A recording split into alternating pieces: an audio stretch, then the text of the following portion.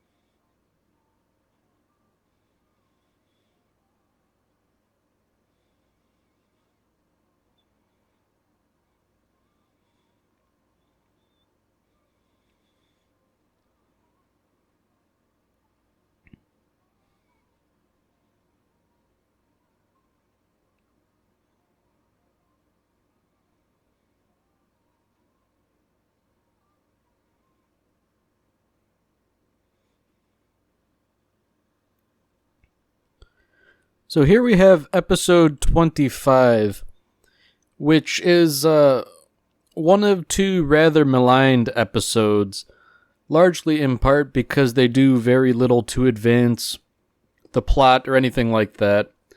And at least at face value, they seem kind of cheap. Now, the reasons behind this are fairly complex. I believe it was in equal measures due to budgetary concerns and the director having a nervous breakdown. Nonetheless, I think these two episodes are worthwhile to watch, especially when one considers the film The End of Evangelion. The two can sort of be considered, I guess, counterparts, whereas the end of Evangelion is what's actually happening in the outside world, whereas episodes 25 and 26 are sort of what's going on inside their minds, or within instrumentality. So here in the present, Shinji is having a rough go of things. He was essentially forced to kill Kaworu, and it's really weighing him down.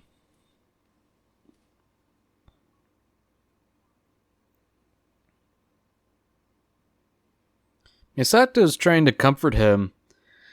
I don't think she's being tremendously sympathetic about it, considering how fragile Shinji is on the best of days.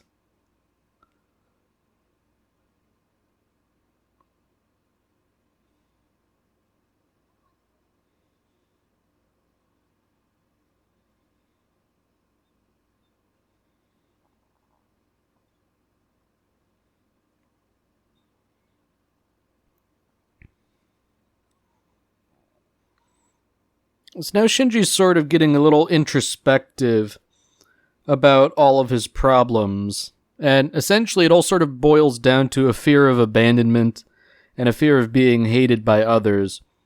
And this was, in general, exacerbated by his poor relationship with his father.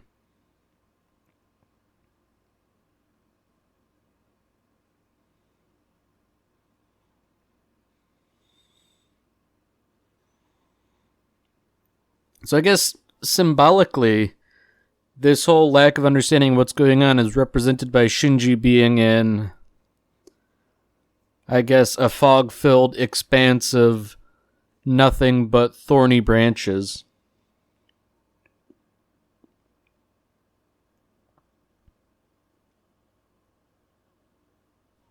Notably, he calls out and he asks for guidance.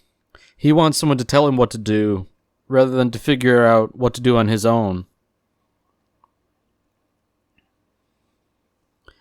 Notably, he's also having a hallucination of Unit 1, and it's sort of clutching him in its hand in a similar way as it did with Kaworu.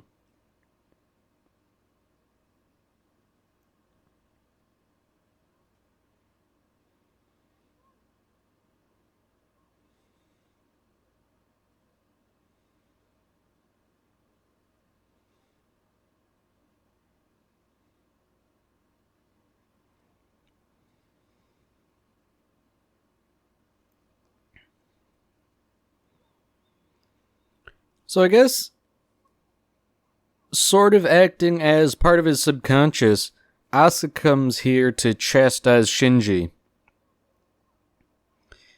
He claims that he pilots because it means other people are like him, and it's for humanity and stuff like that. But Asuka's chastising him and saying that he knows darn well that he's doing it for selfish reasons, rather than for humanity as a whole.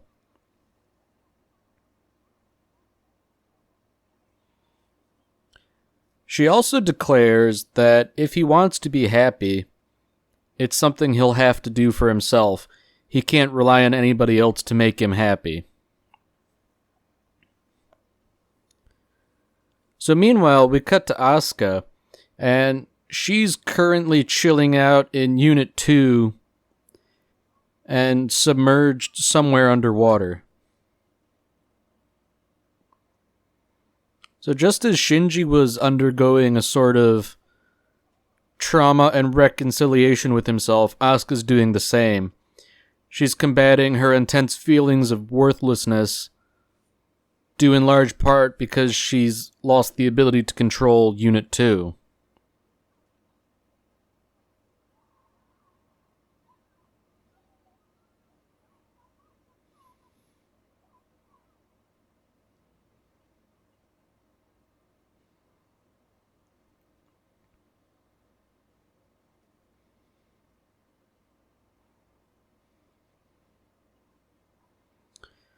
Meanwhile, Rei is also sort of undergoing a sort of out-of-body experience where the various Reis, Rei 1, Rei 2, and Rei 3, are all sort of conversing with each other.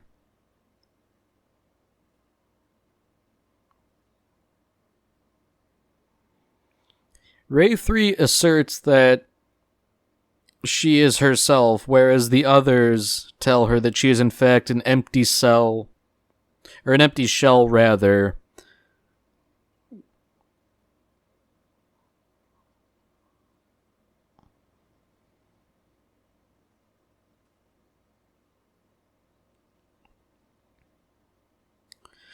Rei is adamant that although it may be true that she is a vessel for a foreign soul, she has become herself. She is more than what she was before.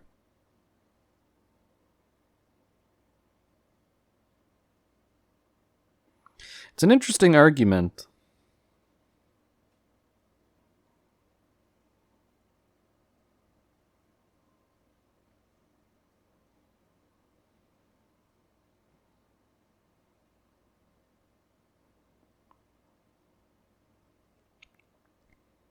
So curiously enough, the other Reis are telling Rei 3 that she ignores parts of herself out of the fear that the other parts of her might not have human form. And I think that's a curious little hint here that what we know as Rei is actually Lilith, which is also that big thing hanging out in Central Dogma that at various times has been referred to as Adam, falsely.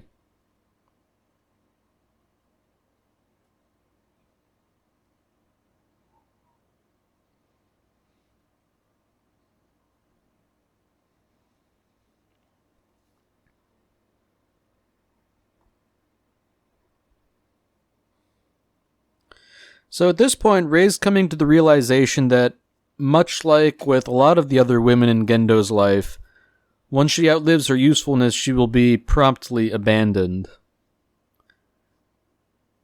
and she has the presence of mind to understand that that is something she now fears.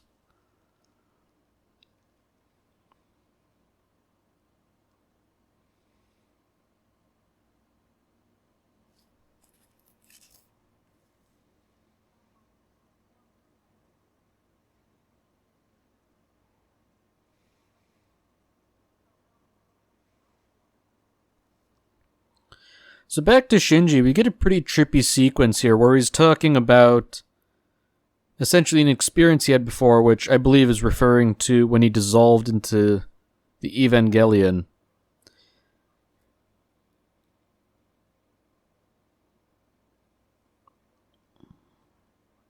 And now Gendo's talking to him, and he's saying that, indeed, this is sort of a return to the primal state of what life was before it became life.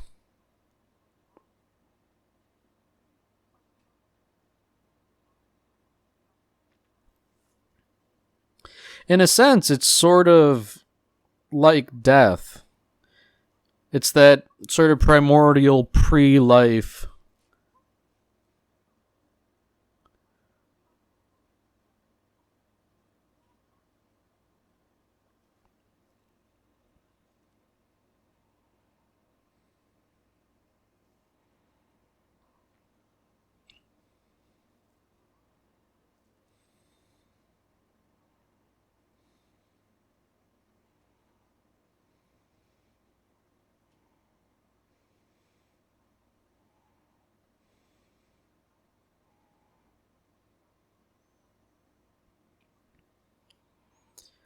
So now we cut to Misato, who's being put in the hot seat, so to speak. And she seems to be burdened by parental issues as well. She has to behave because her father is constantly busy.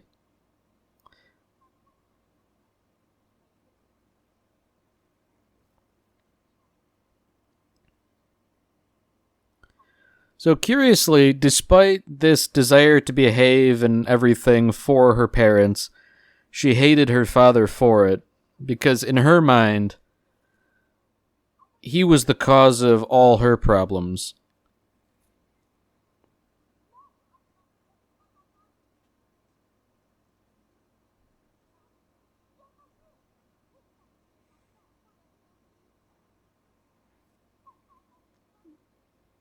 So everybody's sort of dissecting her relationship with Kaji. Misato insists that it was genuine. Other people suggest that it's more of a Freudian thing where Kaji's a stand-in for her father.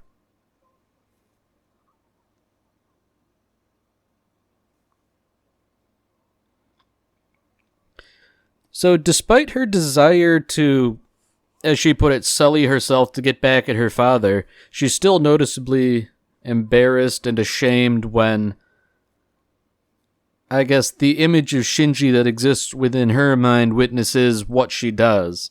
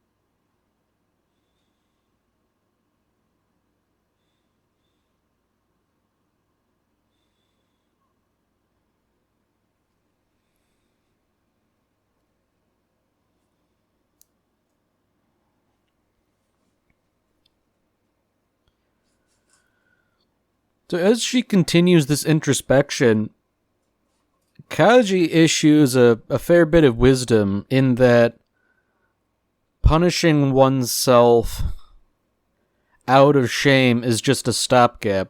It doesn't actually solve any of the problems. It'll only make you feel better for a little while.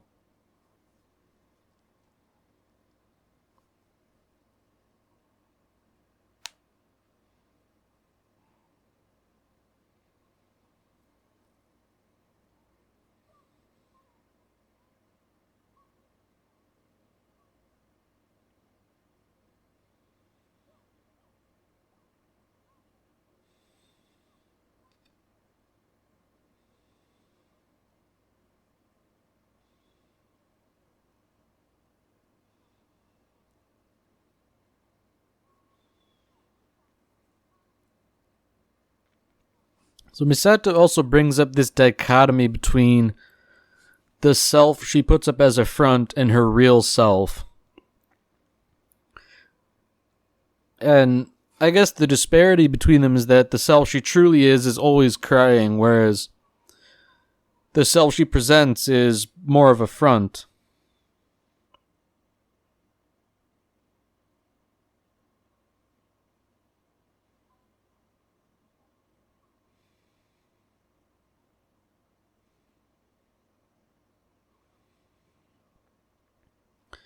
So, unlike the others, Misato has a veritable crowd of others chastising her and poking at her faults.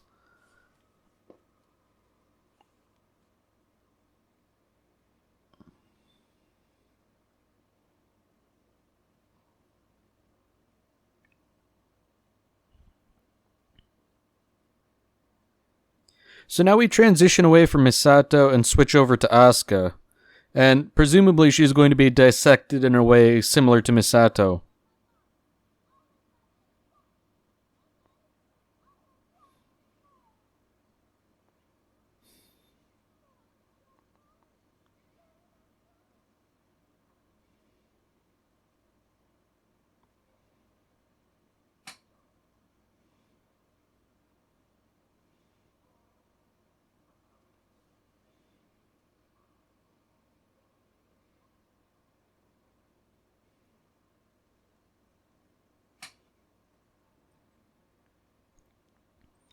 So it seems like, based on this conversation, that even as a child, things weren't super great for Asuka. It seems like her parents or her,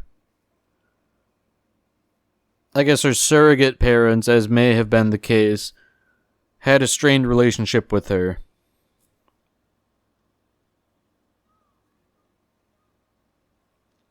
You know, that really is the root of everybody's issue in Evangelion. Poor relationships with their parents.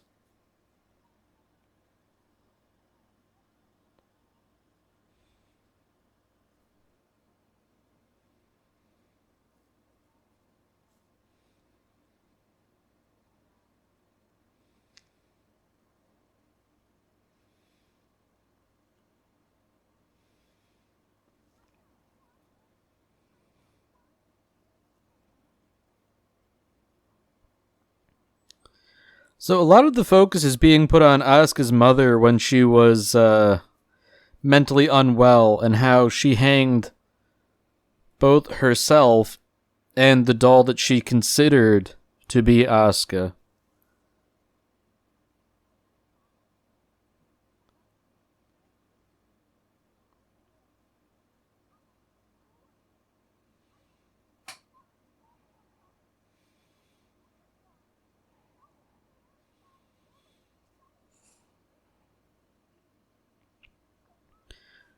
So Asuka tellingly declares that nobody cares about her, nobody stays with her.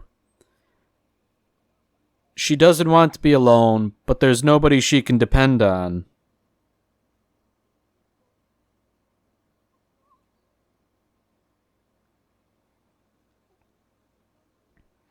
So ultimately, it seems like all three of the characters here, they're all having similar issues, but they can't get out of their own way to help each other or themselves. And now it's also become clear that this is instrumentality that they're all in right now. So that's sort of how they're all feeling out their own problems.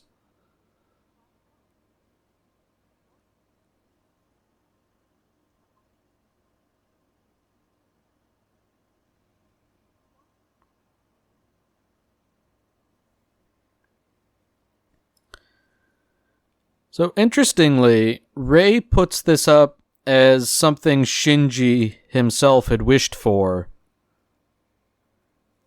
And everybody else is sort of laying the blame on him too.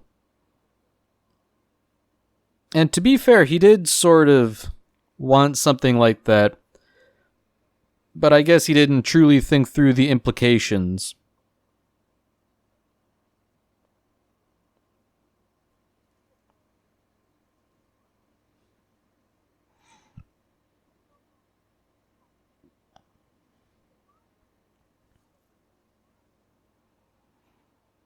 So, furthermore, everybody also lays at his feet that the ability to change the world that is also lies with him. So, if he really finds instrumentality distasteful, he can change it.